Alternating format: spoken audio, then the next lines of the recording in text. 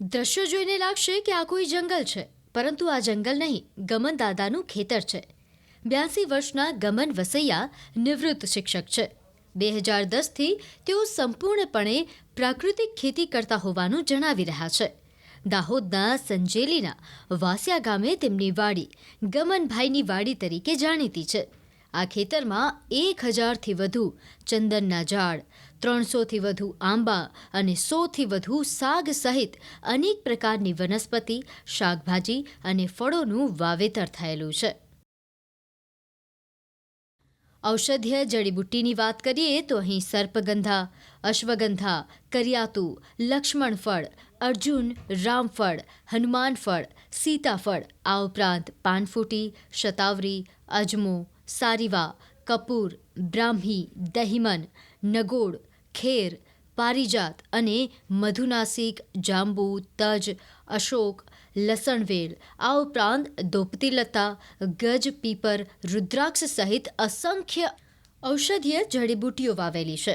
હિમાલયના જંગલોમાં થતા પાઇન તેમજ શંકુદ્રુમ જેવા અન્ય ઝાડ પણ છે. આ ખેતરમાં જુવાર, બાજરી, ફણસ, સફેદ રીંગણ, ટામેટા, ટિંડોરી, પરવળ, ગુંદા, ભીંડી તેમજ ગાજર જેવા અનાજ અને શાકભાજી મળી રહે છે. ઉપરાંત ચીકુ, ડ્રેગન ફ્રૂટ, અશોક, કાળી હળદર, જંગલી આદુ જેવા ફળફળાદી સહિતના વનસ્પતિનો ઉછેર થઈ રહ્યો છે. આ ખેતરમાં જાપાની મિયાઝાકી જાતના મોંઘા અને ઉચ્ચ જાતિના આંબા પણ છે, જેમાં પાકતી કેરીનો ભાવ 2 લાખ રૂપિયા પ્રતિ કિલો જેટલો હોય છે. આ તમામ પાક, ઝાડ, ઔષધિઓને પિયત આપવા માટે ટપક સિંચાઈ પદ્ધતિનો પણ ઉપયોગ થાય છે, જે સોલાર સિસ્ટમથી ચાલે છે. ગમનભાઈએ એક વખત ચંદનના 15 વૃક્ષનું વેચાણ કરીને 16 લાખ રૂપિયાની આવક મેળવી હતી. શિક્ષક તરીકેની નોકરીમાંથી નિવૃત્ત થયા બાદ ગમનભાઈએ 2010થી પ્રાકૃતિક ખેતી શરૂ કરી. વર્ષ 2009-10માં તેમજ વર્ષ 2013-14માં બેસ્ટ આત્મા ફાર્મર એવોર્ડ પ્રાપ્ત થયો હતો. ગમનભાઈ પાસે 4 ગાય અને 3 નાના વાછરડા છે. એનાથી તેઓ પ્રાકૃતિક ખેતી માટે જરૂરી ખાતર મેળવે છે. ઉપરાંત શુદ્ધ દૂધ પણ આરોગે છે.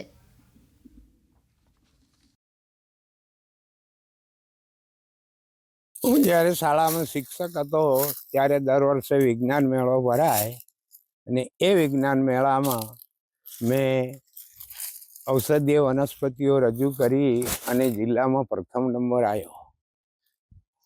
ત્યારે પછી મેં અહીં ઔષધીય વૃક્ષો ઉછેરવાનો, જે જંગલમાં ખલાસ થઈ રહ્યા છે એવા વૃક્ષો અને ઔષધીય વનસ્પતિ વેલાઓ બધું ઉછેરવાનો પ્રયત્ન કર્યો અને જ્યાંથી મને મળ્યું ત્યાંથી લાવીને અહીં રોપેલા છે.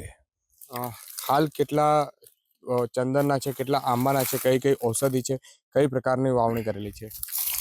હાલમાં લગભગ 300 જેવા આંબા છે, 1000 જેવા શાક છે, 1000 જેવા ચંદન હશે.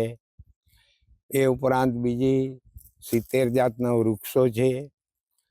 તેમજ ઔષધિઓમાં સર્પગંધા છે, અશ્વગંધા છે, શતાવરી છે, બ્રાહ્મી છે, એવા વિવિધ જાતની ઔષધિઓ અહીં ઉછારેલી છે. કેટલા હેક્ટરમાં છે અને કઈ પ્રકારે આપને ફાયદો થઈ રહ્યો છે? આ લગભગ 6 એકરમાં હશે અને ફાયદો ત્યાં જરૂરિયાતમંદોને અહીંથી મળી રહે છે. કેટલા ચંદનના ઝાડ વેચાયા, કેટલા બાકી રહ્યા, કેટલો ફાયદો થયો એવું કંઈ? ચંદનના ઝાડ મેં 2 વર્ષ અગાઉ લખનઉમાં વેચ્યા હતા. એમાં મને 16 લાખ રૂપિયા મળ્યા હતા 15 ઝાડના. 15 ઝાડના 16 લાખ રૂપિયા. હવે લોકોને શું સંદેશો આપવા માંગુ? લોકોને એવો સંદેશો આપવા માંગુ છું કે ધરતીને એ માતા કહે છે, તો આવા રાસાયણિક ખાતરો ને રાસાયણિક દવાઓ છાંટીને ધરતીને બંજર ન બનાવે, પણ પ્રાકૃતિક ખેતી તરફ વળે અને પોતાની જે ધરતીમાં છે એને આવા રસાયણોથી બચાવે. આવા રસાયણો નાખવાથી માણસોને અનેક પ્રકારના રોગ થાય છે. બાળકોની યાદશક્તિ ઘટી ગઈ છે અને એમને બધા સારા વિચાર આવે, આગળ વધે, એ માટે પ્રાકૃતિક ખેતી અપનાવવા હું ખેડૂતોને સમજાવું છું. એક વર્ષની અંદર કેટલા લાખનો ફાયદો થતો હોય તમને અંદાજ? એક વર્ષમાં આ વૃક્ષોથી લગભગ 1 લાખ રૂપિયાનો ફાયદો થાય. બિલકુલ કહી શકાય કે જે ગમનભાઈ છે તેઓ પોતે નિવૃત્ત શિક્ષક છે અને ત્યારબાદ તેઓએ ખેતી ચાલુ કરી હતી. ત્યારે અત્યારે 1000 જેટલા ચંદન, 1000 જેટલા શાક, 300થી વધુ આંબા સહિત જે વૃક્ષો અને ઔષધિઓ લગાવેલી છે. અને ખાસ કરીને એક વાત અમને એવી પણ જાણવા મળી હતી કે અહીંયા જે હિમાચલની અંદર થતા વૃક્ષો પણ આપે લગાવ્યા છે, તે કયા કયા છે? હિમાલયમાં થતા વૃક્ષોમાં એક તો છે પુત્રજીવા, પછી શું કહેવાય સિલ્વર ઓક, પછી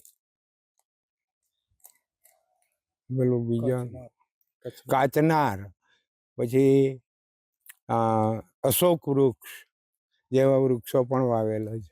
તો હિમાચલ જેવા ઠંડા પ્રદેશથી અહીંયા દાહોદના જે ગરમ પ્રદેશ તરફ લાવવામાં આ વૃક્ષોમાં કઈ તકલીફ પડી હોય, ઉછેરવામાં કઈ તકલીફ પડી એવું કઈ? ના, ઉછેરવામાં કોઈ તકલીફ નથી પડી. એને અમે ડ્રીપથી પાણી આપ્યું એટલે તકલીફ નથી પડી. બિલકુલ કહી શકાય કે જે ગમનભાઈ છે, ગમન ગુરુજી તરીકે અહીંયા પ્રખ્યાત છે અને તેઓએ અહીંયા વિવિધ પ્રકારની જે ઔષધિઓ પણ લગાડેલી છે.